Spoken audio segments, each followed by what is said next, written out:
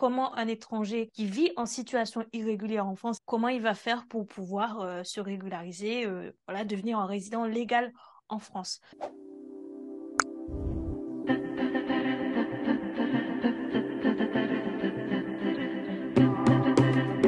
Alors bonjour Jérémy, c'est vraiment un plaisir de t'avoir aujourd'hui dans ce podcast. Alors un bref coup d'œil sur ton parcours pour les auditeurs qui nous écoutent. Jérémy, tu es juriste en droit des étrangers, principalement actuellement en cabinet, mais tu es aussi juriste bénévole à la CIMAD dans tes temps en libre. Donc, ton travail au quotidien, c'est vraiment d'accompagner les étrangers qui veulent soit venir en France avec un visa ou un titre de séjour. Tu interviens aussi dans le domaine de l'asile et de la naturalisation française. Et dans le cadre de ton travail, tu rencontres beaucoup de dossiers de demande de régularisation par les étrangers. C'est vraiment ça qui nous a amené à discuter aujourd'hui. Alors, donc, notre sujet principal, c'est vraiment comment un étranger qui vit en situation irrégulière en France, c'est-à-dire qui n'a pas un visa long séjour ou un titre de séjour, comment il va faire pour pouvoir se régulariser, voilà, devenir un résident légal en France. Donc, on va pouvoir commencer par la première question, c'est comment, voilà, l'étranger, il va faire pour pouvoir se régulariser s'il n'a pas de papier.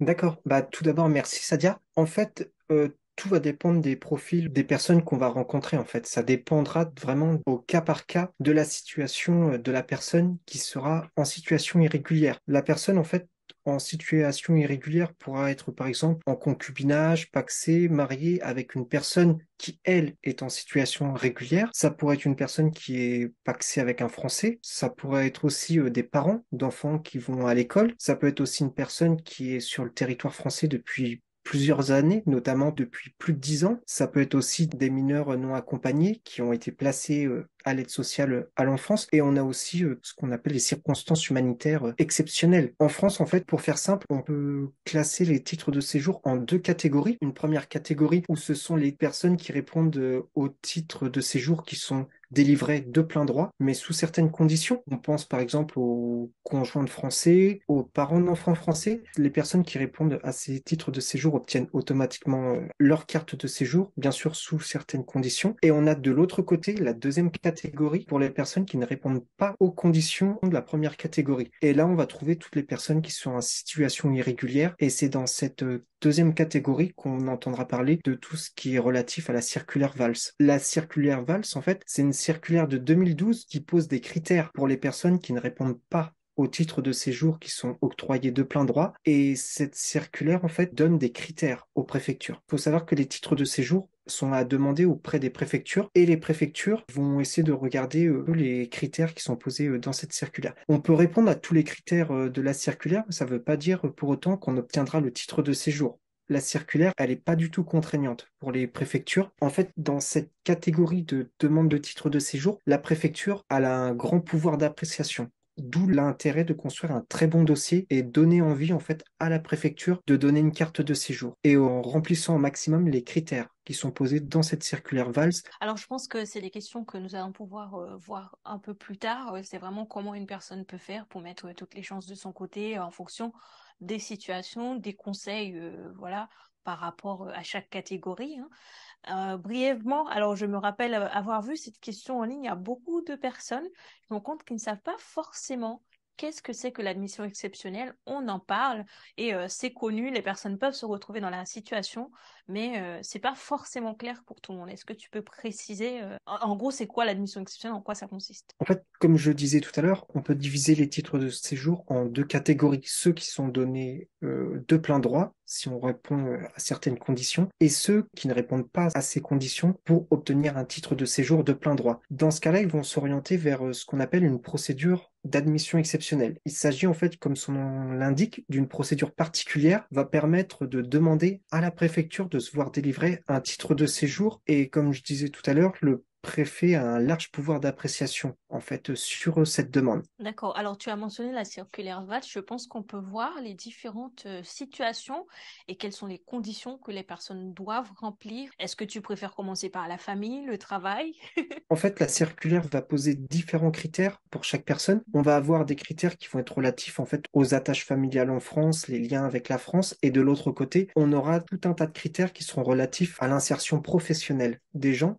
D'accord. Eh bien, je pense que dans ce cas-là, on peut prendre par exemple le cas des parents qui ont un enfant qui est scolarisé en France. Comment, s'ils n'ont pas de papier, ils vont pouvoir faire pour pouvoir se régulariser? La circulaire en fait va poser la possibilité en fait pour une personne qui est étrangère et en situation irrégulière en fait de demander une carte de séjour de vie privée et familiale. Ça sera une carte de une année. Les critères en fait qui sont posés, c'est d'avoir 5 ans de présence en France et d'avoir un enfant qui va à l'école. Mhm. Il doit avoir une scolarisation en fait en cours au jour de la demande. Pour pouvoir en fait faire la demande, la personne va devoir donner à la préfecture 4 certificats de scolarité pour démontrer en fait que l'enfant a terminé au moins 3 années d'école. Quand on parle d'école, l'inscription à l'école, l'inscription en maternelle, en fait, est prise en compte. On peut avoir un enfant qui est inscrit en maternelle, c'est compté comme l'école. Que j'ai déjà vu la question passer, notamment sur les groupes, les forums, où les gens ils demandent est-ce que la maternelle est prise en compte ou non, en fait, dans le calcul. Et à noter aussi que si les parents sont séparés, que l'enfant ne vit pas avec ses deux parents, il faudra démontrer en fait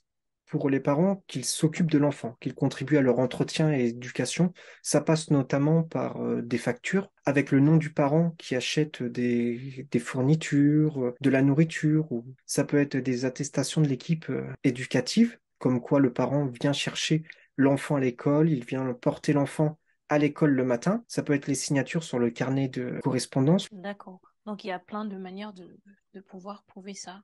Est-ce que pour ce genre de demande, il est essentiel de prouver aussi l'intégration ou En effet, oui, pour chaque demande dans la circulaire VALS, en fait, il va être demandé, même pour toute demande de régularisation, vu que, comme je disais tout à l'heure, c'est soumis à un large pouvoir d'appréciation du préfet et qu'il faut donner en fait envie au préfet de donner la carte de séjour, il faudra montrer en fait qu'on a une bonne insertion dans la société française. Pour chaque cas de figure, il va falloir montrer qu'on est bien intégré dans la société française. L'intégration, ça passe notamment par l'apprentissage de la langue française. Si on suit des cours de français, que ça soit à l'école, dans une association, on pourra joindre dans son dossier une attestation comme quoi on suit des cours. Si on passe un diplôme en langue française, on pourra joindre le diplôme pour montrer un certain niveau de langue française. L'intégration, elle peut se prouver de différentes manières. Le fait de faire du bénévolat dans des associations, c'est une preuve d'intégration. Le sport en club, c'est aussi un gage d'intégration dans la société française. De s'impliquer dans la vie locale de sa commune, c'est aussi gage d'intégration. Suivre des formations, le d'accord, travail aussi est une preuve d'intégration. justement, c'est un point essentiel parce que je pense que si on est parent d'un enfant et qu'on a déjà un travail, c'est sûr que ça peut contribuer en fait à donner envie, comme tu dis, au préfet de régulariser la personne. Je pense qu'on peut maintenant passer à la situation suivante. Donc ça, c'est un cas de figure. Est-ce qu'il y a d'autres cas de figure où, en fonction des attaches familiales en France, on peut demander un titre de séjour? Oui, on peut avoir le cas de figure d'une personne qui est en situation irrégulière, par exemple suite à un rejet de sa demande d'asile et on se retrouve en situation irrégulière, qui n'a pas renouvelé son titre de séjour à temps ou qui ne remplit plus les conditions pour obtenir de plein droit son titre de séjour. Cette personne a pu, par exemple, rencontrer quelqu'un, peuvent avoir une vie commune en concubinage ou ils peuvent être pacsés. Et ça, c'est le cas de figure en fait qui est prévu pour les personnes qui ont un conjoint en situation régulière. Par exemple, le conjoint peut avoir une carte de résident, le conjoint peut avoir une carte pluriannuelle, peut avoir une carte de parent-enfant français s'il a déjà un enfant français issu d'une union antérieure. Et la personne, en fait, ne peut, par exemple, pas retourner dans son pays pour demander un regroupement familial. Ça Mhm. peut être le cas notamment des demandeurs d'asile. Un demandeur d'asile peut, au cours de sa procédure d'asile, rencontrer une personne en situation régulière, se mettre en concubinage avec elle, se marier, se paxer. Et même s'il n'a pas obtenu la protection, il est toujours impossible pour lui de rentrer dans son pays d'origine. Dans ce cas-là, le demandeur d'asile pourra demander une admission exceptionnelle au séjour. D'accord. Et quelles sont les conditions dans ce cas-là que la personne, voilà, qui est soit pacsée ou en couple, en concubinage avec quelqu'un en situation régulière, quelles sont les conditions qu'elle doit remplir pour pouvoir demander le titre de séjour? La personne en fait devra démontrer qu'elle a 5 ans de présence en France, 5 ans de résidence en France. Elle devra aussi montrer qu'elle a une vie commune avec son conjoint. En cas de concubinage, on parle de 18 mois de vie commune. Elle devra prouver qu'elle a une bonne intégration, une bonne insertion dans la société française. Ça repasse en fait là par une maîtrise de la langue française ou des activités de bénévoles. Et il faut savoir aussi que dans la jurisprudence, ça veut dire les décisions de justice, les affaires qui ont déjà été jugées. La jurisprudence, en fait, va prendre en compte le fait que la personne qui est en situation irrégulière s'occupe ou non des enfants de la personne qui est en situation régulière. Par exemple, si la personne qui est en situation régulière, le conjoint qui a sa carte de 10 ans, qui a sa carte pluriannuelle, a des enfants issus d'une union antérieure et que l'étranger qui est en situation irrégulière s'occupe des enfants à la maison, il les emmène à l'école, il leur fait à manger, il s'occupe des enfants pendant que l'étranger qui a sa carte, lui, va au travail. Ça, c'est pris en compte. L'aide matérielle ou l'aide affective qu'il apporte au foyer est pris en compte, en fait, dans l'examen de sa demande de titre de séjour. Donc, c'est aussi important, par exemple, si il y a des enfants qui sont issus d'une union antérieure, de mettre des factures au nom de l'étranger qui est en situation irrégulière. Des factures comme des fournitures pour les enfants, les factures pharmacie, des attestations comme quoi il vient bien les porter à l'école, il les récupère le soir. Tout ça, en fait, contribuera à constituer un bon dossier pour donner envie, comme je disais auparavant, à la préfecture de délivrer une carte de séjour. Et dans le cas de quelqu'un qui est pacsé, voilà, que ce soit pacsé à l'étranger ou à un Français, est-ce que les situations vont être les mêmes? Oui, en fait, il faut savoir que le PAX ne donne pas droit en fait à un titre de séjour. En fait, le PAX en fait démontre qu'on a des liens avec la France, considéré comme un élément de preuve de la stabilité et de l'ancienneté des liens de l'étranger avec la France, contrairement au mariage qui lui permet d'obtenir un titre de séjour de plein droit, à condition que certaines conditions soient respectées. Et il faut savoir également qu'on n'est pas obligé d'avoir un titre de séjour pour se marier ou se paxer. On n'a pas besoin d'être en situation régulière pour aller se marier ou se paxer. Dans le Hmm. cadre d'un pax, la personne devra montrer également qu'elle justifie d'une communauté de vie avec son partenaire. Là, il faudra rapporter au minimum ces 12 mois de vie commune. Il faudra aussi rapporter que le Pax n'est pas dissolu. Il faudra faire une demande d'attestation de non-dissolution du Pax. Et là encore, il faudra montrer en fait qu'on a une bonne insertion dans la société française. D'accord. Il Alors, faut tu as aussi parlé d'une demande d'attestation de non-dissolution de PACS. Où est-ce que la personne va pouvoir faire cette demande? la demande, en fait, on doit l'adresser au service d'état civil de Nantes. En parlant de preuves de vie commune, alors tu as parlé de pas mal de preuves de vie commune qu'on doit rapporter, que ce soit pour le concubinage ou pour le PACS. Comment cette personne-là va prouver la vie commune avec son partenaire? À noter aussi que dans l'examen du dossier, la préfecture va regarder en fait les conditions d'existence de l'étranger. Il va falloir démontrer en fait que l'étranger a des ressources suffisantes, ou du moins le foyer a des ressources suffisantes. Ça sera également examiné par la préfecture. La vie commune, en fait, elle peut se prouver par tout moyen, en fait. Vie commune, elle s'apprécie en fait au regard d'un faisceau d'indices. Il y a comme une pyramide d'épreuves. En haut de cette pyramide d'épreuves de vie commune, on trouvera tout ce qui est impôts, les documents émanant des établissements publics, que ce soit l'hôpital, les impôts, comme je disais, du tribunal. Ensuite, en fait, on va descendre. On aura par exemple les factures EDF, l'Internet au nom du couple. On aura le gaz, l'eau avec le nom des époux. Si on n'a pas de document avec les deux noms sur le même document, on peut joindre en fait un document au nom de monsieur et un document au nom de madame et faire coïncider les deux documents. Par exemple, dire qu'en décembre, monsieur a reçu la facture EDF à son nom, en décembre, madame a reçu la facture Internet à son nom et montrer en fait à la préfecture que c'est la même adresse et que le couple vivait bien au même domicile à cette date-là. Et D'accord. ensuite, on arrive les preuves qui constituent également des preuves, mais qu'on retrouvera un peu en base de cette pyramide. Ce sont les photographies et les attestations de témoignages. Ça constitue malgré tout des preuves, mais faut privilégier les preuves qui sont au top de la pyramide plutôt que les preuves en bas. Pour les photos, il faut que ça soit des photos également datées, les photos avec un eurodatage sur les applications et les attestations de témoignages. Il faut qu'elles soient vraiment circonstanciées. D'accord. Est-ce que tu peux préciser un peu plus par rapport à ces preuves-là? Notamment, tu dis que les attestations doivent être circonstanciées. Pour la personne voilà, qui va rédiger l'attestation, ça veut dire quoi? Quels sont les éléments qu'il faut inclure dans l'attestation pour vraiment que ça ait une grande valeur, on va dire, devant la préfecture. Les attestations circonstanciées, il faut que la personne qui va rédiger l'attestation indique en fait sa qualité, quel est le lien de cette personne avec le couple, si c'est un ami, si c'est un voisin, qu'il n'hésite pas à expliquer ce qu'il a pu faire avec le couple. Si c'est un membre de la famille, indiquer que la personne qui est en situation irrégulière est venue aux fêtes de famille, mettre les dates. Le but étant de montrer que le couple vit bien ensemble, qu'il y a bien une communauté de vie. Et à noter aussi que le conjoint qui est en situation irrégulière, lui aussi peut faire une attestation de témoignage pour établir en fait qu'il y a bien une communauté de vie et reprendre la chronologie de la relation. Quand est-ce qu'elle a commencé, quand est-ce qu'ils ont commencé à emménager ensemble, leur déménagement, leurs projets. Il faut ne pas hésiter à ajouter en fait la vie commune qui est antérieure au Pacs ou au mariage. Ça me permet de rebondir sur la question que je voulais poser.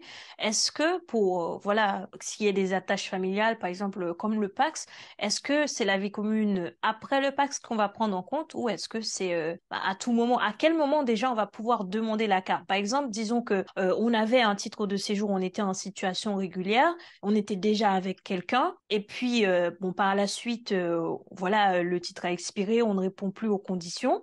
Donc, on se retrouve en situation irrégulière et on se paxe. Donc, à quel moment est-ce que tout de suite on peut déposer une demande de régularisation ou il faut attendre un an après le paxe pour le faire? Il faudra en fait déposer son dossier avec toutes les preuves de vie commune. Il faut pas, on ne pourra pas déposer le dossier auprès de la préfecture juste avec le Pacs. Il faudra montrer à la préfecture qu'on a déjà une vie commune avec le partenaire. Il faudra joindre toutes ces preuves. En fait, la vie commune, elle s'apprécie avant et après le Pacs. D'accord. Eh ben, je pense que là, on a fait le tour des situations, voilà, d'attache familiale, des cas où une personne peut demander un titre de séjour en raison des preuves de la. Et justement, avant de passer à cette question, j'ai une petite question que j'ai vue passer sur les forums.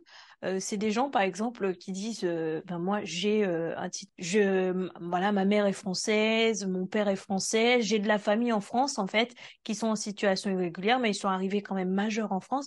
Est-ce que, en raison de ces liens-là, on va pouvoir demander une admission exceptionnelle aussi, ou c'est pas possible? Ça rentre pas dans les critères de l'admission exceptionnelle, mais comme son nom l'indique, en fait, c'est une admission exceptionnelle. Le préfet, en fait, a un pouvoir d'appréciation très important. Rien n'empêche à une personne, pour une personne, de déposer une demande d'admission exceptionnelle, mais malheureusement, ça rentre pas dans les critères qui sont posés par la circulaire. Il vaut mieux respecter les critères pour maximiser ses chances d'obtenir une carte de séjour. D'accord. Je te remercie. Je pense qu'on a fait justement, effectivement, le tour. Et donc là, on peut voir les situations où la personne peut demander une régularisation par le travail, si voilà, elle en a un ou si elle n'en a pas encore un. Comment une personne va pouvoir demander un titre de séjour si soit elle a un travail, a déjà travaillé ou veut travailler en France? Il y a la possibilité pour les préfectures de régulariser les personnes qui travaillent en France. Pour les personnes qui n'ont pas de papier, qui sont en situation irrégulière, mais qui ont malgré tout trouvé un travail et qui travaillent actuellement. Il faut savoir que pour demander une régularisation par le travail, il faudra dans tous les cas obtenir le soutien de son employeur. L'employeur, il devra aider la personne dans les démarches pour obtenir la carte, dans les démarches auprès de la préfecture. Sans l'employeur, l'obtention de la carte n'est pas possible. Comment l'employeur il va faire pour Euh, soutenir la personne?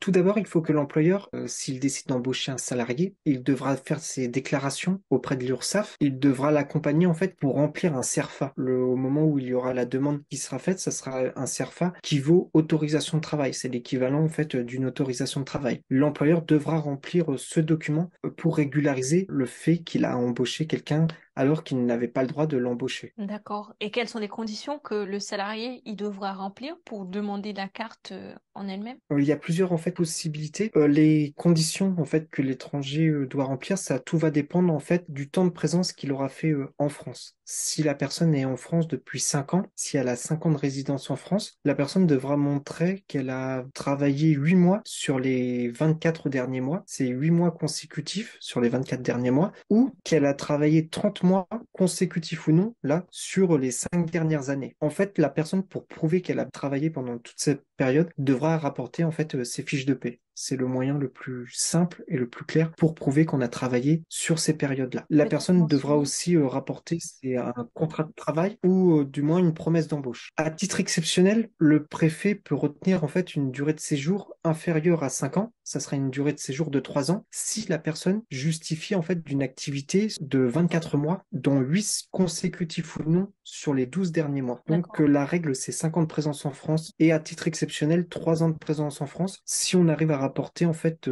24 fiches de paie, dont 8 consécutives ou non sur les 12 derniers mois. Il y a une situation où la personne, par exemple, elle aurait 7 ans de présence en France, en minimum. Est-ce qu'elle va pouvoir demander un titre de séjour avec ça? Oui, il y a aussi le cas de figure des 7 ans de présence en France qui est prévu. Si la personne a 7 ans de présence en France, la personne en fait devra rapporter qu'elle a travaillé 12 mois consécutifs ou non sur les 3 dernières années. Elle devra rapporter cette preuve. Et là, cette preuve se rapporte encore par les fiches de paie. Cette personne pourra obtenir en fait un récépissé de carte de séjour temporaire, mention salarié, en vue de chercher en fait un emploi. Généralement, ce cas de figure des 7 ans de présence en France, c'est pour les personnes qui n'ont pas de promesse d'embauche ni de contrat. Et par rapport à la demande de titre de séjour, si on continue sur comment en fait les preuves à apporter, comment l'employeur il peut faire pour soutenir la personne, qu'est-ce qu'il peut apporter donc l'étranger dans le cadre de sa démarche? L'employeur devra accompagner le demandeur. Il devra remplir le CERFA qui vaut autorisation de travail. L'employeur pourra ajouter en fait également une lettre de motivation pour dire pourquoi il a recruté cette personne, pourquoi il a besoin de cette personne dans cette entreprise. Il y aura tout un tas de documents relatifs à l'entreprise, par exemple le CABIS. Il y aura les cotisations qui sont versées à l'URSSAF, les fiches de paie. Et il faut savoir aussi qu'un employeur a toujours la faculté d'établir des bulletins de salaire de manière rétroactive. Et il faut juste noter aussi que les conditions de travail et de rémunération, elles doivent être semblables à celui d'un ressortissant français, c'est-à-dire le SMIC. Justement, j'allais parler du contrat. Avec quel type de contrat une personne va pouvoir demander l'admission exceptionnelle au séjour? Est-ce qu'il faut absolument un CDI? Si c'est un CDD de de mois, ça doit être, par exemple, pour maximiser ses chances. On peut aussi demander une carte avec un CDD. Le préfet va regarder aussi le salaire qui sera proposé. On peut aussi cumuler différents contrats pour atteindre le SMIC, une rémunération au moins égale au SMIC. Si on obtient un CDI, c'est sûr qu'on maximisera ses chances par rapport à un CDD. Et il faut savoir que le CDD est admis, mais il faudrait au moins un CDD au moins égal à 6 mois. Alors là, on va prendre les cas vraiment particuliers qu'on a pas mal entendu parler. Qu'est-ce qui se passe en fait si l'employeur, il ne sait pas qu'il avait embauché une personne sans papier? Donc, par exemple, disons que l'employé se rend compte que là, maintenant, il voudrait régulariser sa situation, mais l'employeur ne savait pas que voilà, la personne était sans papier. Il est possible de faire valoir auprès de l'employeur qu'il est dans son intérêt de s'engager dans la démarche de régularisation, d'accompagner la personne qui est en situation irrégulière pour qu'elle obtienne ses papiers. L'employeur d'une personne dépourvue d'autorisation de travail, il encourt en principe une peine d'emprisonnement et une lourde amende. Il faut toutefois être prudent parce que l'employeur, il peut considérer également qu'il a été abusé par la personne qui est en situation irrégulière et lui aussi il peut poursuivre son salarié. Par exemple, ça arrive quand on utilise une fausse carte. Donc la manière d'agir en fait avec l'employeur, ça va dépendre des liens qu'on a avec l'employeur. Ce que je conseille, c'est vraiment d'être honnête avec son employeur dès le début parce que comme je disais, on va avoir besoin de l'employeur pour obtenir sa carte après. Est-ce qu'on peut incriminer, par exemple, l'employeur pour les périodes d'emploi travaillé sans titre de séjour ou sans autorisation de travail lorsque le demandeur va faire la demande d'autorisation de travail? La pratique en fait veut que l'entreprise ne soit pas poursuivie. Il faut savoir que ça reste quand même sanctionnable. Que faire, par exemple, si la personne qui veut demander l'admission exceptionnelle, eh ben, elle ne... Soit, en fait, les bulletins de salaire, si elle a travaillé, par exemple, comme tu as mentionné, avec une fausse carte, les bulletins de salaire n'étaient pas établis à son nom. Par exemple, elle a été employée, on va dire, sous un autre nom. Comment elle va faire pour demander l'admission exceptionnelle et prouver qu'elle a travaillé pendant tout ce temps-là en tant qu'elle-même? Dans ce cas-là, on peut demander à l'employeur d'établir en fait ce qu'on appelle une attestation de concordance entre les deux noms, avec la photo pour expliquer que le salarié a travaillé sous tel nom. Il s'agit bien de la personne qui va demander la carte de séjour. Alors, je pense que c'est peut-être important de le préciser que dans ce cas-là, il peut y avoir peut-être des risques aussi pour l'étranger. Donc là, il peut dire qu'il a été abusé. Le fait d'utiliser des fausses cartes, c'est déjà c'est un point négatif vu que ça constitue une infraction et ça peut être soulevé comme un problème à l'ordre public s'il y a une enquête et il y a une procédure pénale qui est engagée contre la personne. Quand on va demander une carte de séjour par le travail, il va falloir là aussi montrer son insertion sociale au sein de la société française. Ne pas hésiter aussi, même si on demande une carte de séjour pour raison professionnelle, d'ajouter en fait des preuves comme quoi on a peut-être des liens privés et familiaux avec la France, qu'on a peut-être un frère, une sœur, qu'on a de la famille aussi en France. Le but étant de constituer vraiment un très bon dossier et faire valoir le maximum d'éléments pour bénéficier de cette admission qui est dite exceptionnelle. Comme je disais, c'est vraiment une carte qui est octroyée à titre exceptionnel. Justement, ça me permet de revenir sur une question que je vois pas mal passer quand je lis des jurisprudences. C'est, par exemple, on va reprocher à la personne de ne pas avoir prouvé qu'elle n'avait pas d'attache, par exemple, familiale dans son pays d'origine, et on va considérer que, bon, voilà, de ce fait, elle peut y retourner. Comment est-ce que le fait, par exemple, juste d'avoir contacté une personne, un membre de sa famille, ça peut être un cousin éloigné, hein, pour obtenir un papier, un document d'identité, on va dire, dans le pays d'origine, est-ce que ça peut être considéré comme une attache familiale?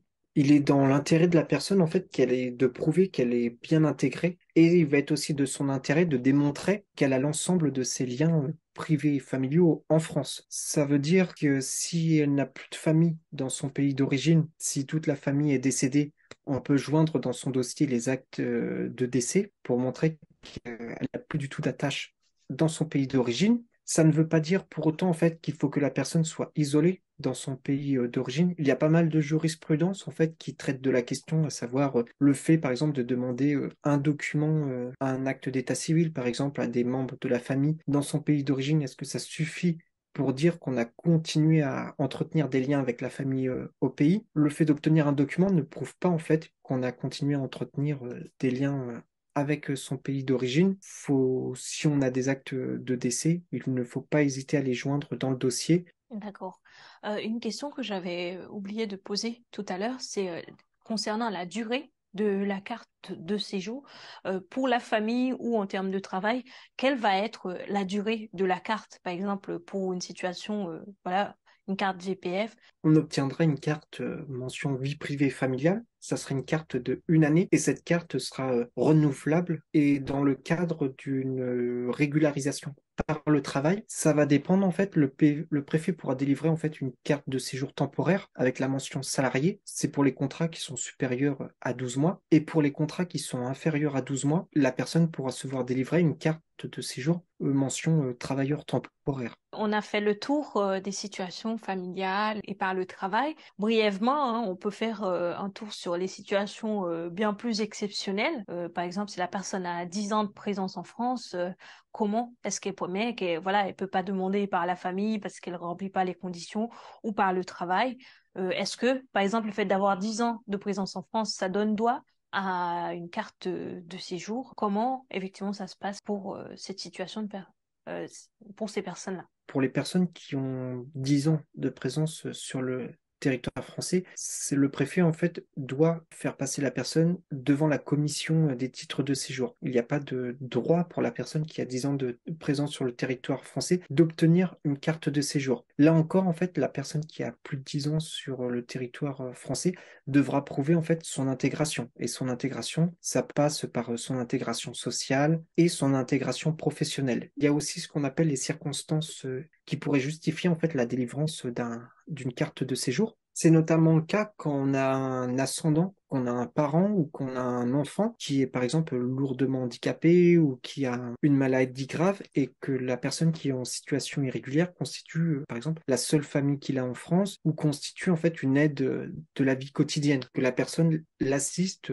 pour tous les actes de la vie quotidienne. Ça peut constituer un motif pour obtenir une carte de séjour vie privée familiale. L'admission exceptionnelle, tout le monde peut en bénéficier. Il n'est pas interdit pour les préfectures d'octroyer un titre de séjour sur la base des critères de l'admission exceptionnelle pour les Algériens, pour les Tunisiens ou pour ceux qui sont soumis à un accord bilatéral avec la France. Alors, on a parlé de l'admission exceptionnelle et une grande partie donc de cette démarche, il va falloir remplir les conditions de présence. Comment une personne va faire pour prouver les 5 années de présence en France? Ça commence en fait à partir de la première preuve que la personne peut apporter pour montrer qu'elle était en France à cette date-là. Ça commence notamment avec le tampon d'entrée en France, par exemple. Et il faut savoir que toutes les preuves ne se valent pas. On peut classer les preuves suivant une pyramide, avec en haut de la pyramide les preuves à privilégier et en bas de la pyramide les preuves qui constituent malgré tout des preuves. Par exemple, en haut de cette pyramide de preuves, on trouvera tout ce qui est documents des administrations publiques, les avis d'imposition. Après, on trouvera en dessous preuves qui sont remises par des institutions privées, les factures EDF, les factures Internet, les relevés bancaires, les bulletins de salaire constituent aussi des preuves de présence en France. Et après, on trouve en bas de la pyramide des preuves avec une valeur plus ou moins limitée, des attestations de témoignages, des photographies. Est-ce qu'il y a d'autres situations exceptionnelles pour demander la régularisation? Il y a un cas de figure qui est prévu par le Code des étrangers. C'est le cas en fait des personnes qui travaillent au sein de certains organismes qui sont mentionnés dans l'article prévu par le CESEDA. C'est par exemple, je pense, c'est aux personnes qui travaillent chez les communautés Emmaüs. Ces personnes en situation irrégulière aussi pourront demander une carte de séjour. Pour demander la carte de séjour, ces personnes devront prouver qu'elles ont 3 années d'activité ininterrompue au sein de la communauté, prouver qu'il y a eu un caractère réel et sérieux du travail qui a été fait au sein de la communauté et prouver aussi son projet d'intégration et son projet en fait. La personne en fait pourra obtenir une carte de séjour temporaire avec la mention salarié, avec un contrat à la clé, où elle pourra obtenir une carte vie privée familiale si elle a de la famille et si elle n'a pas du tout de perspective à l'extérieur de la communauté. Dans ce cas-là, ça sera un titre de séjour travailleur temporaire. D'accord, donc c'est différentes cartes pour une même situation, mais ça va dépendre de la situation de l'étranger. Comme oui, exactement comme je disais vraiment au début, les demandes de régularisation, c'est vraiment au cas par cas. Ça va vraiment dépendre de la situation de la personne. Très important de constituer un excellent dossier pour éviter un refus de séjour qui peut être accompagné d'une OQTF, une obligation de quitter le territoire, et qui peut être accessoirement accompagné d'une interdiction de retour sur le territoire. Ça ne veut pas pour autant dire que si on reçoit une OQTF, on n'obtiendra jamais une régularisation. Il y a beaucoup de cas de jurisprudence où des personnes ont déjà obtenu des obligations de quitter le territoire. On pense par exemple aux demandeurs d'asile. Ils sont déboutés de l'OFPRA puis de la CNDA. Ils reçoivent généralement une obligation de quitter le territoire automatiquement. Bien qu'ils aient obtenu une obligation de quitter le territoire, ça ne veut pas pour autant dire qu'ils n'obtiendront jamais une carte de séjour. Et comme je le répète, il vaut mieux attendre le bon moment pour déposer son dossier. D'accord. Donc, par rapport à ton expérience vraiment dans la pratique, comment se déroulent ces dossiers? Est-ce que, en général, ce sont des dossiers qui passent? Comment la préfecture réagit? La plupart du temps des dossiers que j'ai eu à traiter, la préfecture où je suis, les dossiers se font par voie postale. On envoie le dossier auprès de la préfecture. La préfecture a 2 mois pour remettre à la personne un récépissé ou une attestation de dépôt. Et ensuite, la préfecture a environ 4 à 6 mois pour répondre à la demande de régularisation. Dans le cas où la personne s'est fait accompagner et a construit un très bon dossier, la personne a 2 possibilités. Soit elle privilégie le dialogue, elle laisse courir les délais, soit si on arrive à 4 6 mois, la personne peut saisir le tribunal et le tribunal tranchera le dossier en fait. Le juge peut enjoindre à la préfecture de délivrer à la personne un titre de séjour ou du moins de réexaminer le dossier de la personne. La plupart des dossiers que j'ai eu à traiter, on a été la plupart du temps obligé d'aller devant le juge et on obtient généralement gain de cause. D'accord. Je pense que ça peut être un mot encourageant pour ceux qui nous écoutent et qui se retrouvent dans cette situation que, eh bien, si ça se passe pas à la préfecture, que voilà, il ne faut pas forcément baisser les bras. Vous, tout comme l'État, en fait, a intérêt que vous soyez en situation régulière. Voilà. Merci beaucoup, Jérémy. Eh bien, les internautes, s'ils veulent te trouver, alors ce sera essentiellement sur LinkedIn qu'ils peuvent te contacter. Je mettrai toutes ces informations, voilà, en description de la vidéo. Si certains, voilà, ils ont des questions à approfondir, peuvent aussi les poser en commentaire. Vous pouvez les poser en commentaire si vous avez des questions. À très bientôt.